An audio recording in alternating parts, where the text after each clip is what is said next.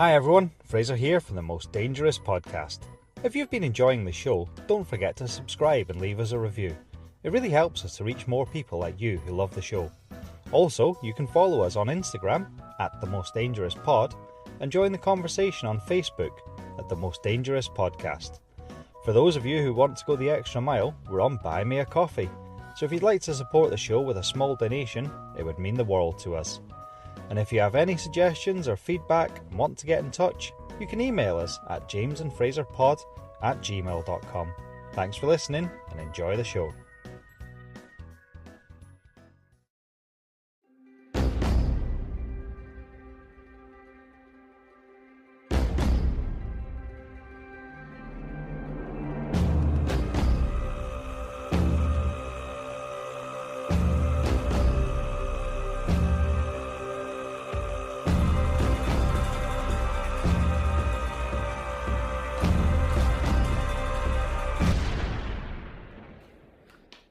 Hello, welcome to the Most Dangerous Podcast. I'm Fraser. Over there's James. How are you, James?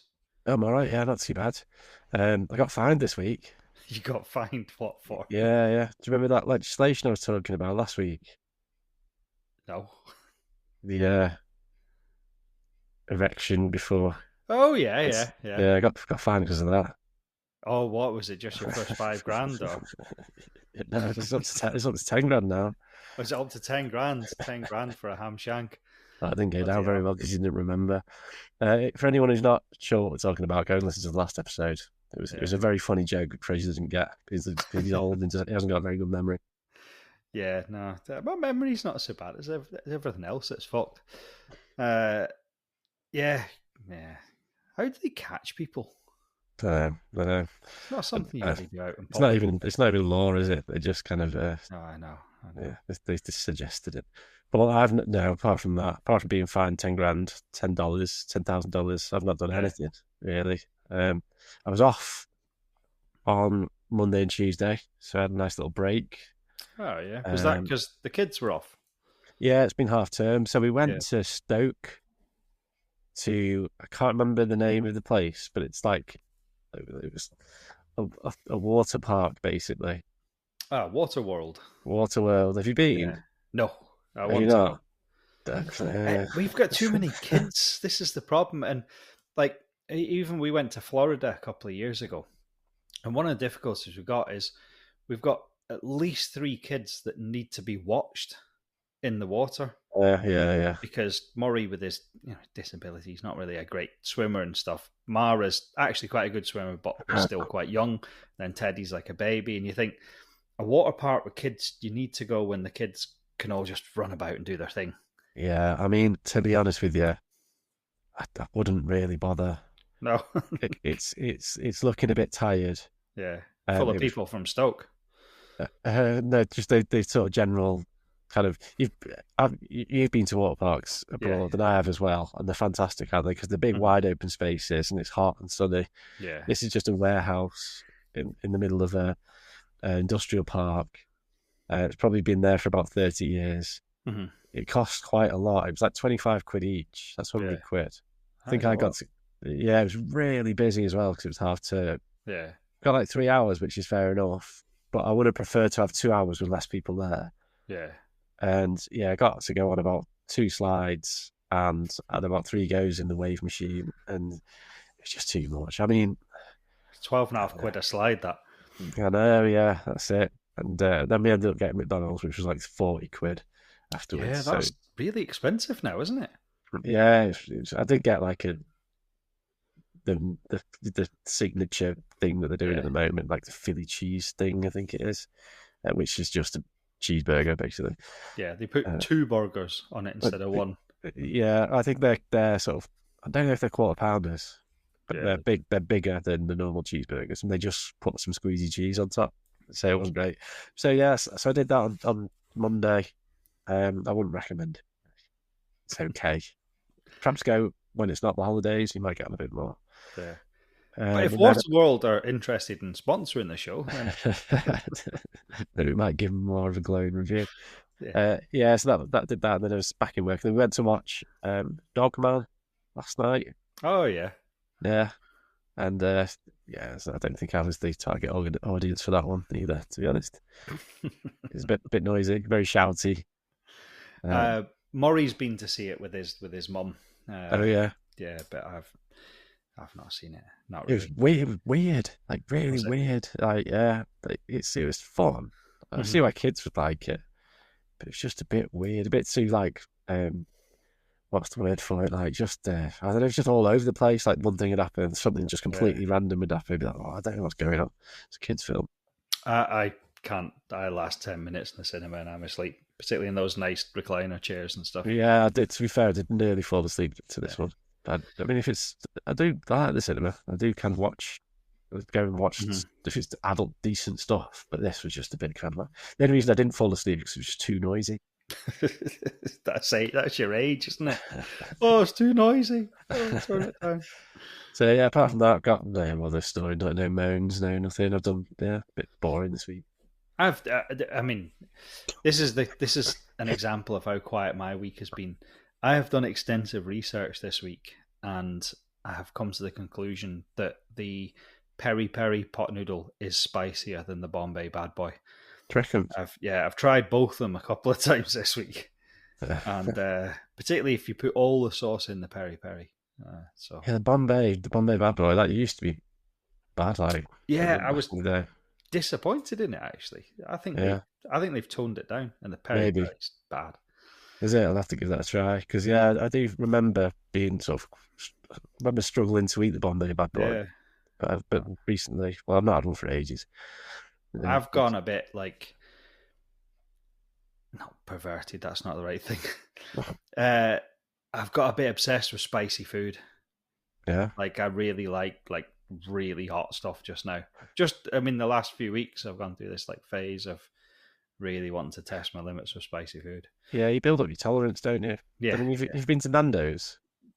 Never actually. If you know been to Nando's, my wife says that I have been once, but I don't remember. Yeah, they do some spicy stuff there. If you go for like the really hot, super hot stuff.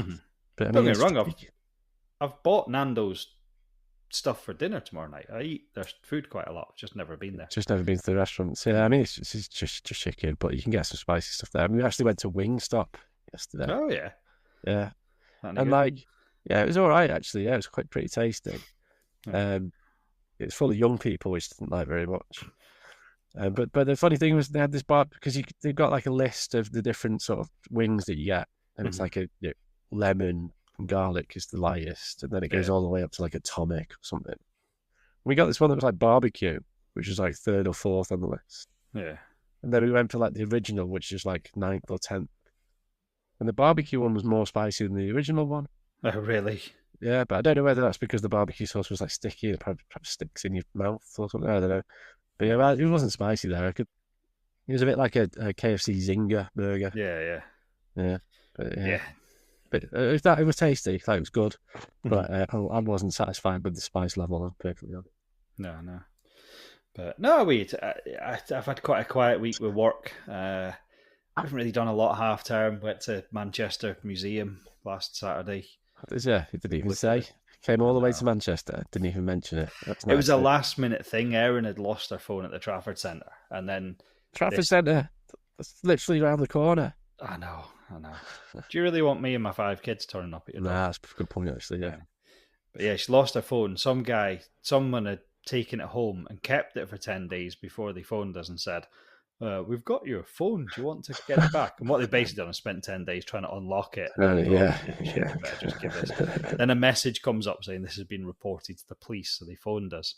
Yeah. They were up in like Oldham. So we had to drive and get it's like a £1,200 phone. So we had to drive to Oldham. And we were like, we're not just driving to Oldham and back with the kids. So let's look for something to do while we're over there. What's free? So we went to Manchester Museum, which was impressively good. Yeah, big dinosaurs and stuff. Yeah, it's a really good museum. Yeah, but if they still got the Egyptian thing on, there's an Egyptian section with like mummies. Yeah, because that was closed for years, and they've recently, I think, in the past 12 months they've opened it. It's worth visiting. It's very good. Yeah. Anyway, podcast listeners are not interested in me talking about Manchester Museum. Well, so should be because it's a very good museum. But anyway, it is. Yeah, come and visit it from the US. We're on American highways still. Yeah. It feels like forever. I feel like I've been driving on it these feels big like American we've been on highways. this long old road for a very long time. Yeah. But I've been enjoying American highways, just too many distractions in between. So it's my week. Yeah, thank God. I'll put my feet up. I know, yeah. I've prepared this. The ink is still wet on this piece of paper. Let me. To be honest with you, press. hot off the press. I knew what I was doing 2 weeks ago, and yeah, I've been looking forward to this one. So we've done a bit of a cryptid, haven't we? Yeah, we Yours did last week. Yeah, the cryptid, the Beast of Bray Road last week, wasn't it? that's right. So we did a cryptid last week. And The yours week was a before, ghost story. Ghost story. So this week I've got a good murder mystery. Murder. We did say, didn't we, last week? We're looking more into the murder side of things. Yeah, so I've blagged it. So that means you're going to come up with something different next week. Yeah, well, I don't know what you're doing, so we'll see. There's plenty of murders. America's full of murders. Full of murderers. So yeah, will I just get cracking? Yeah. Right, so tonight, James, I don't know if you come across this, we are going to talk about the Santa Rosa Hitchhiker Murders. No, maybe, I don't know. Yeah, so it's basically, it does what it says in the tin. It is a story about hitchhiker murders. And it takes place in the 1970s. Now, hitchhiking something that I don't think I could ever do. I think it's a bit of a weird thing. But in the sort of 60s and 70s, it was dead normal, wasn't it? It was a different world then, yeah. I mean, it was a different world. But that's because they didn't have, before this time, they didn't have any hitchhiker murderers. No. So, yeah. So people would hitchhike and think, yeah, it's found, I'll just hitchhike. And then loads of people got murdered. So it comes to a point now where people go, I'm not hitchhiking because I'll get murdered. But you see, I'm like quite a horrible antisocial bastard. And I couldn't see if I was driving for like 6 hours and people go, oh, well, these truckers, they pick up a hitchhiker because it gives them company on the road. That's the last fucking thing I want, to have to sit and talk to someone. When I get my hair cut, the first thing I say to the hairdresser is, you don't need to talk to me. Because I don't want to talk. You just cut my hair, it's fine. Don't try and make conversation. Speak to me. Yeah. I'm not interested. Don't ask me where I'm going on my holiday. There should be seats in like hairdressers, because I'm the same. There should be seats. Don't ask me where I'm going on holiday. Where'd you go? Like the proper like women's hairdressers. How are you, love? I go to a Turkish barber. I get my nose waxed and everything. There should be seats in the barbers, not the hairdressers. Let's be clear. That says, if you sit here, no one will speak to you. Yes. You have like designated seats. If you sit here, you can have a conversation with the barber about how your life is, or if alternatively sit here and no one will speak to you. Yeah, but like, can you imagine in your car just pulling over and some like smelly hippie with his backpack gets in and sits talking to you? You'd be like, I couldn't be bothered with that. Maybe like some sexy flower power girl. Yeah, like a ride for a ride. Do you know what I mean? Yeah, but these girls are always running away from something. They're always trouble, aren't they? So anyway, we're going to talk about some hitchhiker murders. So you ready? Should we go for it? Let's do it, yeah. Okay, so James, tonight we're diving into one of the most haunting unsolved cases in California's history, the Santa Rosa Hitchhiker Murders, as I've said about 5 times. A series of brutal slayings that took place in the early 1970s. These murders remain an open wound in the history of Sonoma County. So it's Northern California. I don't know if I said that. Yeah, you meant Southern California, but Northern California. So, okay, Northern California, and it's in the 1970s. So it's kind of like a real hippie time up there, wasn't it? That was the epicenter. So these murders remain an open wound in the history of Sonoma County, casting a long shadow over a time when hitchhiking was commonplace and danger was thought to be a distant threat. So just like you said, hitchhiking was dead normal. People did it. It wasn't until now. There wasn't there wasn't the hitchhiker murderers. So between 1972 and 1973, so just in a 1-year spell, at least 7 young women were abducted, sexually assaulted and murdered in and around Santa Rosa, a picturesque city in Northern California Their bodies were discovered in remote areas, often dumped along embankments or hidden in rural terrain. To this day, the case remains unsolved, and the killer or killers were never brought to justice.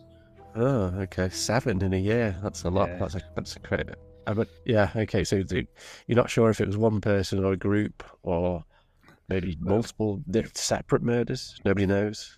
That's it. I mean, we'll get on to it. There are some suspects. One quite a famous one, but for them to happen in such a small area in a period of a year, the likelihood is it was either the same guy or the same pair of people, or it would be an awful coincidence if it was 7 unconnected murders. Well, of course, yeah. There's an MO there, isn't there? Yeah. Similar area, similar circumstances. It's probably one dude, isn't it? Yeah, someone that knows what he's doing, really. Some pervert. So the victims. So the known victims were between the ages of 12 and 23. 12? 12, yeah.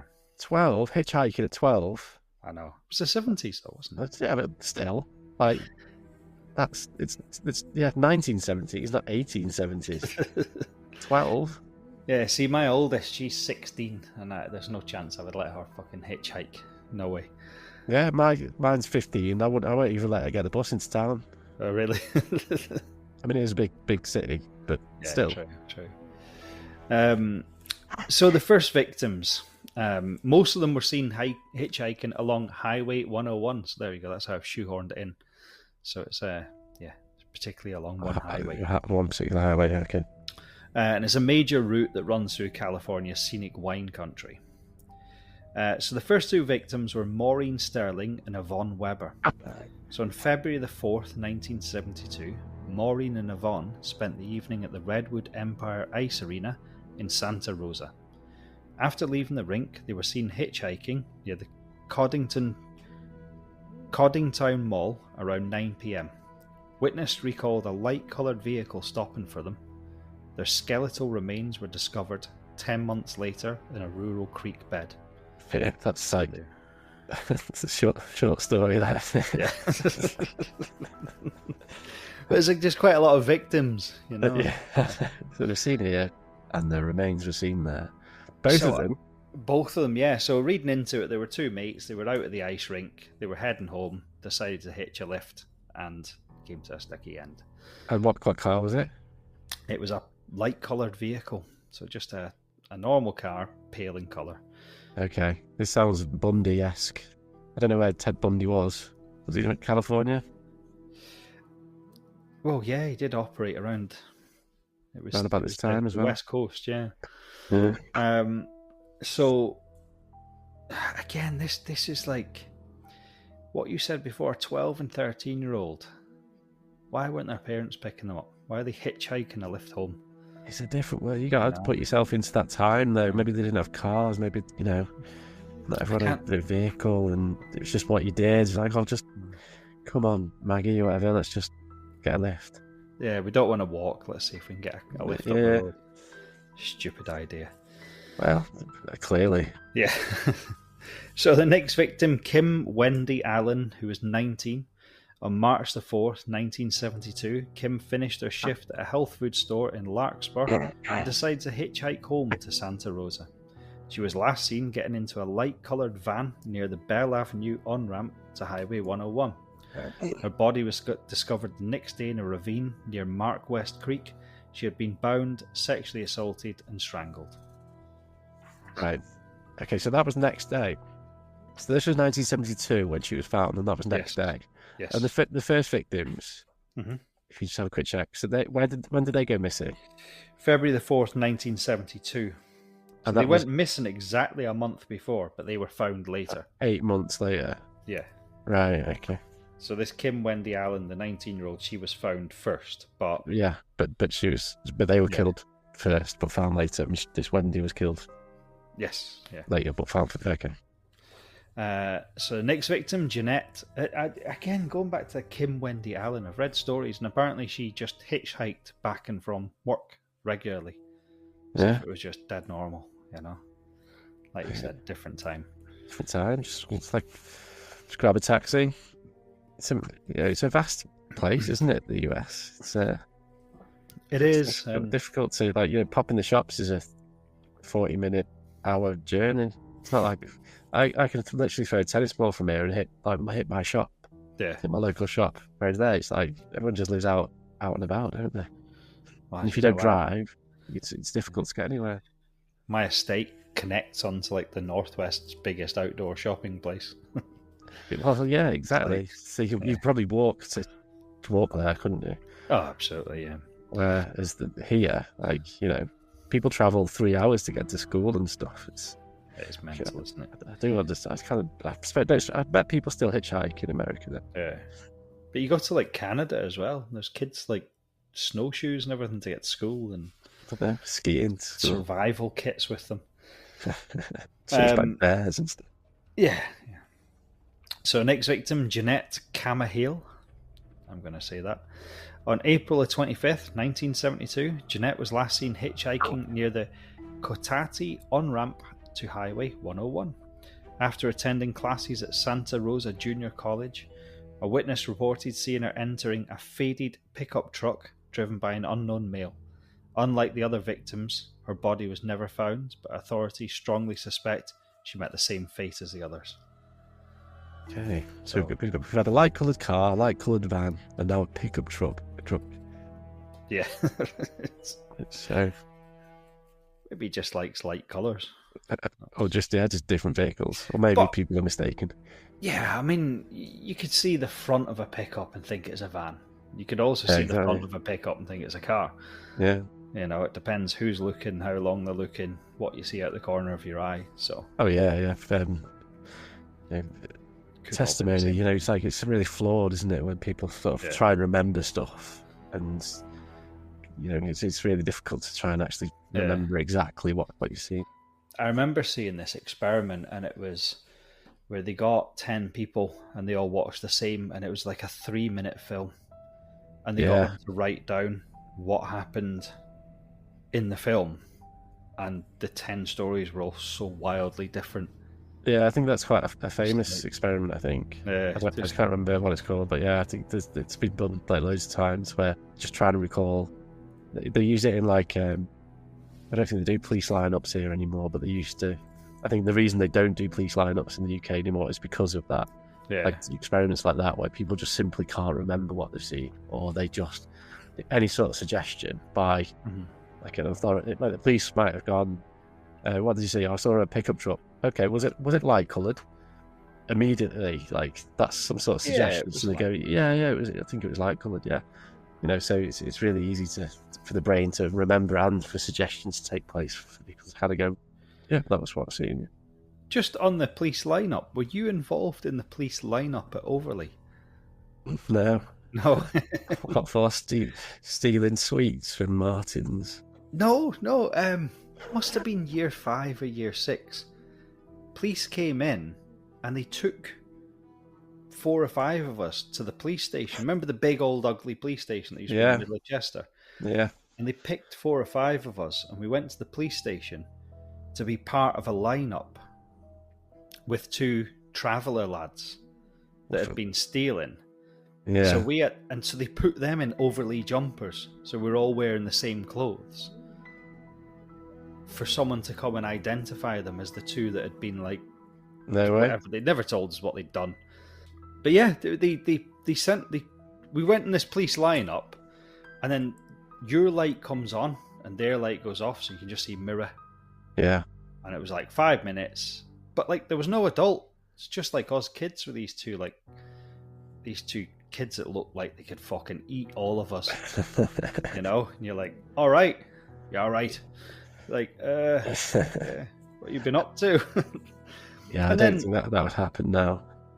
Well, yeah, the lights then changed, and then the policeman gave us all a £5. Oh, really? He pulled like cash out, gave each of us a £5, and then our parents had to go and pick us up. My mum was like cracking up because she was like, he's meant to be getting the bus home. He's got a fucking key now. I've had to go into Chester and pick him up. So they weren't informed that you were put in front of... No, they got a phone call from the police saying, oh, your son's at Chester police station. Mum's like, what the fuck? Like, oh, we've used him for a lineup. There's absolutely no way that would happen. There's no way that would happen there. different times. Mm. So back on this. So the next victim, Laurie Accursa, who was 13.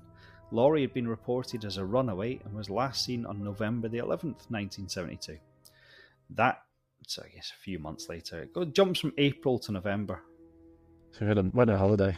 Went to Thailand for 6 months. That's it. Yeah. Who was it that went to Thailand? Was it Gary Glitter? Well, he famously went to Thailand, yeah. He didn't come back for a long time. No, because he thought he could get away with stuff over there. But he was struggling to get away with here. Yeah. Is he dead now? No, I think he's still going. I think he's out though, isn't he? Yeah. Prowling around. That's Rolf Harris died, didn't he? Rolf Harris is dead, yeah. Yeah.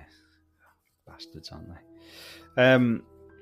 So November the 11th, 1972. That evening, she visited a friend's house in Santa Rosa, but left later, saying she intended to return home.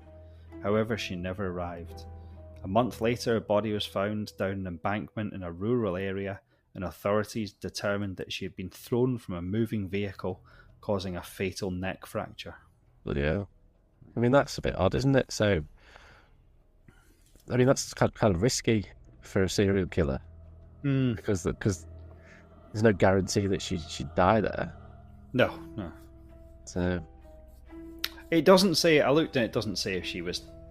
It's horrible. Is sexually assaulted or anything like that? So something's obviously happened where they've thought spooked them or something. They've just fecked them out the window. I don't know. It just seems a bit different, doesn't it? It does a bit, yeah. It's like I say, it's risky. If it was the killer, it's a risk there because she might just injured herself. I think I've never jumped from a moving vehicle, but I suppose there's a number of ways that it could go, and that's ranging from lightly injured to very sick or dead. You know, like these kids. Yeah. So, but the killer doesn't seem to be afraid of obviously killing people. So something's obviously happened. You would pull over, strangle them, and dump them instead of throwing them out alive, like you said, and taking the risk that they don't die. I think with serial killers, from what I've come across through seeing TV programs and reading books and stuff, is that they're narcissists, and almost when they get to a point where they've killed so many people, they're almost thinking, well, I'm never going to get caught here, so it doesn't matter, does it? It's the untouchable. Yeah, like I'd like to see them catch me, because I've killed 4 people already and they haven't done anything, so... Yeah. And in this case, it sounds like they didn't anyway, so... If it's the same person. Yeah. So the next one, Carolyn Davis, age 14. Carolyn was last seen on July the 15th, 1973, so that jumps another 6-7 months. It's about the same jump. And she was last seen in Anderson, California. She'd been visiting a friend and told them she planned to hitchhike to her grandmother's house in Santa Rosa. She never made it. Nearly a month later, her body was discovered, partially buried along a rural embankment. The cause of the death was suspected to be suffocation. It's all a bit weird, this, because they don't seem to match up. Like, throwing someone from a moving vehicle and then suffocating someone and burying them. Yeah. And just, whether it's just a complete psycho who's just completely off the rails, or who's just killing people for fun, which is a possibility, or it's different people, because the different seems to be... do you know how long this stretch of road is? No. Probably should have looked that up. No, it's okay. It's all around the town of Santa Rosa, so it's not a massive... It's not like it's all in California, which is huge. It's all around this Santa Rosa town. I know, but sometimes I think that people might think, oh, there's a potential serial killer. I could kill someone and get away with it, because they're just going to be looking at that. Yeah, just sort of jumping on the bandwagon. Kind of. It just seems strange that it's from that, literally throwing someone from a moving vehicle, potentially that they live, if that happens, to then going to the length of suffocating somebody and digging a shallow grave and dumping them in there so they're not found for months. It's true, yeah. It's a bit strange to me, that's all. Although it says partially buried, and she was there a month, so an animal could have kicked dirt over her or anything if she's there for a month. Yeah, I guess so, yeah. But like you said, suffocated. It's just different. It's slightly different, isn't it? There's more effort gone into that than just taking someone out of a car or a van or whatever. So then, last one, Teresa Walsh, age 23, December the 22nd, 1973. Teresa was planning to hitchhike from Malibu to Garberville to visit friends for Christmas. She was last seen along the highway carrying a large backpack. Her body was found tied up and submerged in Mark West Creek. She had been bound at the wrists and ankles and was likely drowned. There you go. Slightly different again. Slightly different again, and that seems more related to the suffocated and shell and grave one, if that's what happened. Yeah. And the one that's just been ditched out of a car. I think the one that's been ditched out of a car might be a different person, actually, thinking about it. That could be, okay, I know she was only 13, but that could be, a guy that's picked up a girl, she's not wanted as advances, and he's just chucked her out the car. He's just gone, see you later, yeah. Yeah, just I don't know, I'm not sure if... if I'm not a police officer, I don't know. But it just seems strange that the efforts that have gone into drowning people, tying people up, suffocating people, burying people. I mean, even like the other ones, the earlier ones, where they've been deliberately placed somewhere. Yeah. Deliberately taken somewhere and dumped. Done what you wanted to do. And then just dumped them somewhere away. Whereas this one that's been thrown out of the car is potentially just someone who's been thrown out of the car. Yeah. It just seems like it stands out a bit, that one. Yeah, so, I mean, in my notes, it says the method of abduction followed a pattern. Young women alone, hitchhiking on busy roadways. They were approached by an unknown driver offering a ride. Many witnesses recalled seeing a light-coloured van or an older pickup truck near the last known locations of some of the victims. Given the age range and vulnerability, authorities suspected the perpetrator might have used coercion, threats, or even incapacitating substances to control them. Several of the victims were found without their personal belongings, suggesting the killer removed evidence before disposing of the bodies. Investigators also considered the possibility that the murderer or murderers had local knowledge, as the disposal sites were often secluded and difficult to access. See, most of them weren't found sort of straight away, were they? Yeah, that's what I mean. It's a deliberate effort to try and conceal the bodies. There was only the one that was obviously found sort of the next day, wasn't it? So who were the suspects?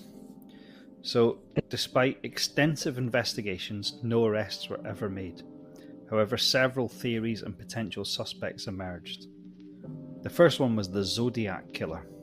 Oh, yeah. Heard of him. Heard of him. I think they did a film about him. Did they? Yeah. It's called the Zodiac Killer. Oh, that makes sense. Or maybe just Zodiac. Can't remember. So some have speculated the infamous Zodiac Killer, active in Northern California around the same time, may have been responsible.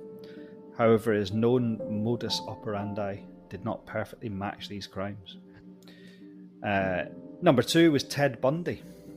I see. As you mentioned him. So Ted Bundy was active during this period, and he travelled through California. But again, there was no sort of solid evidence connecting him to the Santa Rosa murders. I think that when I sort of looked into this, it almost wasn't quite his style. It was slightly different. Yeah, well, I mean, he had a light coloured vehicle, didn't he? Yeah, as far as I know, yeah, but I'm sure he drove a Volkswagen Beetle. And he used to pretend that he had an injury. He'd put a fake cast on his leg and to pretend to struggle. And then he would get people to help him into his car, from what I understand. I'm not an expert, but I've seen stuff on it. He used to help women get him into, and then when they were in the car with him, he'd abduct them, and then have his wicked way and eventually murder them. So I suppose he was into like real brutal beatings and all that sort of stuff, though, wasn't he? He was into all sorts, like necrophilia and stuff, apparently. Yeah. Yeah, I guess he's not potentially picking up hitchhikers, Mm-hmm. but there's an opportunity there. Yeah. You know, if he's just driving around and I don't know. It was just a guess. You ever listened to like his interviews and stuff? I've seen a few things on him. He's quite interested is the wrong word, but but it is. I'm quite fascinated by. It sounds bad as well, but I'm quite fascinated by serial killers because it's something that I could never bring myself to ever do, like kill someone, murder someone, and to actually have that kind of like thing in your head where you think it's okay to kill loads of people.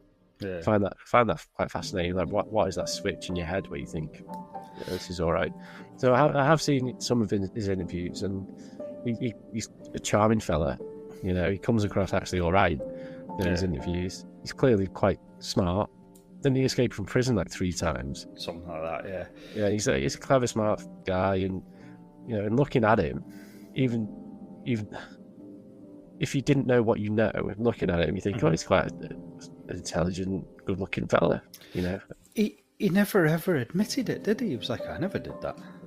I don't know. That's a horrific thing to do. I wouldn't do that. I'm sure he was he was pretty charming. I'm sure in some of his interviews, the programs that I've seen, he had like the police staff like laughing with him and joking and stuff. He was just charming and just it's just but sorry, I just remember. Sorry, go on. I was gonna say, I just remember part of me thinking he really almost believes that he hasn't done that. It's the narcissism thing, isn't it? Again, you just think, well, he probably thought he probably was smart. Well, he was a smart guy and a good-looking fella. Yeah. But then he thought that, yeah, I'm the smartest guy, I'm the best-looking fella, so who's going to stop me? But yeah, that's actually jumped into my head when you first started mentioning the light-coloured car and then the California links and stuff. That actually jumped into my head, but I don't know. I mean, well, I guess we'll never know. Yeah. So the third theory was just the local theory. So some local man, someone familiar with the terrain, that was basically just a serial killer that got away with it and stopped before he took it too far. No, they don't stop though, do they? No, they don't. That's the other thing. Serial killers don't stop. There's almost like, again, from what I've read, like they have this hunger. Like I've seen certain serial killers, they do interviews and TV programs and stuff or whatever, and they say, oh well, I killed this person and I thought I can't do that anymore. Then after a few months, I just got the desire, you know, to do it again. Just had to do it. So no, people don't just stop that. Something's happened. Either he's died or it's one of the ones that we've mentioned. And they've been caught. That's what I think anyway. It's like a drug addiction, isn't it? I'll just do one more. I guess so. Yeah. One more will be all right. Like the thrill of it and stuff. I mean, I bet there's like they're a mad breed, aren't they? Serial killers. Because it's weird. Because I bet there must be serial killers operating at the moment, both in the UK and the US, and you only know about them after they've been caught. Yeah. You know, there might be someone in the UK who's killed about 6 people, and like we don't know about it. And particularly in America, there must be quite a few operating around there. Like, you know, they've killed 10 people, 15 people. Nobody knows about it, and you only find out that all these killings and murders are linked after they get caught, and then they go, "Yeah, that was me, and that was me as well, and that was me, and that was me." And so it's really, really mad. Like, to think that there are people, definitely, 100%, I'm 100% sure there's people out there who've killed quite a few people and haven't been caught. Yeah, there'll be people out there that, you know, they're just really good at it. And there's people that have gone missing that have never turned up, and you can't say they've been murdered because there's been no remains found. And yeah, I just don't know what's happened to them, but there's people who just disappear, aren't there, and stuff. And it's I'm sure I've told this story on the podcast, but I worked with a guy that had killed someone. Did I tell you that? Yeah, I think you might have done. Just tell us again. Go on. So I was working in a restaurant, my sister's boyfriend's restaurant at the time, and I was only like 13, 14, washing dishes, big dishwasher, put all the dishes in, pull the big lever down, 2 minutes later they're washed. And next to me was the big sink where the pots and pans had to be scrubbed from the steaks and all that. Yeah. So there's hoses on it and stuff. Yeah. So this lad, he worked the big sink, I did the dishwasher. And Liam's parents gave me cash in hand because I was obviously underage. Yeah, the restaurant's shut now, so they can't get in trouble. I think I'm okay with that. I don't think it's a big deal. So I worked with this guy, and it's hard to say. It was all right. You could hold a conversation with him, but it was a bit weird. So I worked there for a couple of months, and after about 3 or 4 weeks, this young girl, she was maybe 7, went missing in Chester. And everyone was out hunting for her, the same as the famous, kids go missing. It's all in the news, and people are out. And, a week later, she was found by the River Dee, where we had the warehouse in Saltney. We played in the band and stuff like that for a couple of weeks. And her body was found there. Another couple of weeks later, this guy that I'd been working with a couple of nights a week suddenly didn't come into work, being arrested. He killed her. Bloody hell. So between her going missing and him being arrested, I worked with him 5 or 6 times. So I've been standing washing dishes as a 13, 14-year-old chatting away to this guy that's just killed a 7-year-old girl. Oh yeah, that's sexually abused, sexually assaulted her, murdered her, strangled her to death, left her by the River Dee. Was it just a random killing, or was he related to her, or just random? Just random. Random killing. Yeah. It just makes you wonder, how do people do that? I get it. But from what you said, he's in. What were you up to last night? Oh, just sitting at home watching the telly. Yeah, fucking right you were. Yeah, but just killing some kids, usual night. Casual murder. But so what you were saying, that there could be people that you come across in daily life that have just killed someone. Yeah, I guess so. Really. I mean, I don't think they're sort of it's like every other person. No. I don't think they're kind of. I think it's quite unusual, particularly serial killers. I don't think it's that. It's a very small percentage of the population of the country. It's only less than 1%, I imagine. I think murders that happen that aren't an act of revenge and people that know each other, or fights that go wrong, are actually very few and far between. Yeah, like random killings, Usually it's like domestic violence, isn't it? Or crimes of passion, wife or your husband sleeping with someone else, so you just see the red mist. I mean, usually it's the man who goes a bit mental, because unfortunately that's the way society goes. Or it's, that, or it's something to do with money. Somebody owes somebody some money. I think we spoke about this before. It's money or lust, or that's usually. So the random element of it, which is what makes it quite scary, is that's the scary part of it, is that it could just be anybody. Yeah. If you just pick up the wrong girl or guy, if that's your persuasion, at a bar one night, and that's happened before with a very famous serial killer in the UK, which I can't remember his name actually. He used to go to bars and pick up guys and then take them back. Jeffrey Dahmer? No, in the UK. Oh, right. But Jeffrey Dahmer did that as well, I think. Yeah, just to pick up guys in bars and take them back and then just kill them. Was it the guy that the Scottish actor played? Possibly, yeah. I don't... Begins with a D. Can't remember. Him that was Doctor Who played him. Yeah, Tennant, David Tennant. David Tennant, yeah. I don't know the name of the killer though. Oh, it's bugging me now.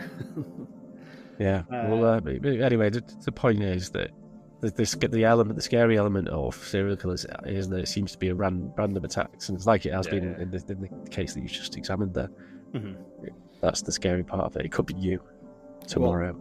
When I was reading this grim story, really, there was a story about a lady. It was like a real life story. I was looking for real life hitchhiker stories.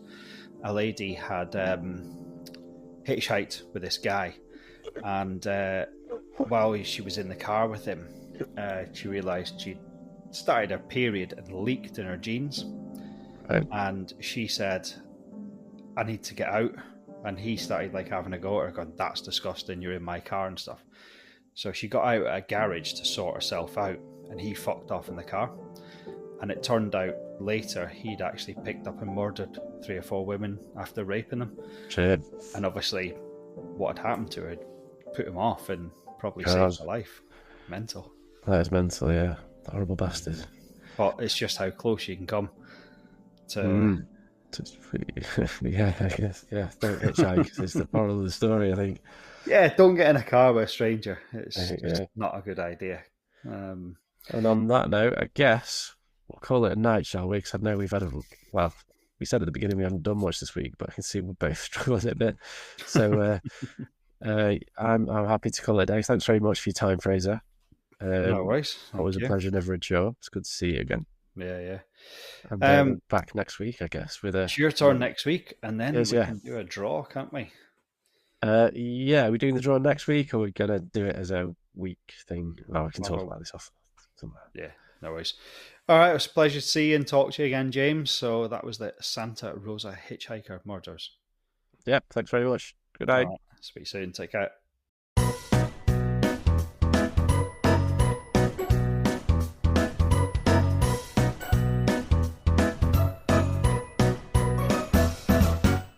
I need to cut out that laugh. That's not funny.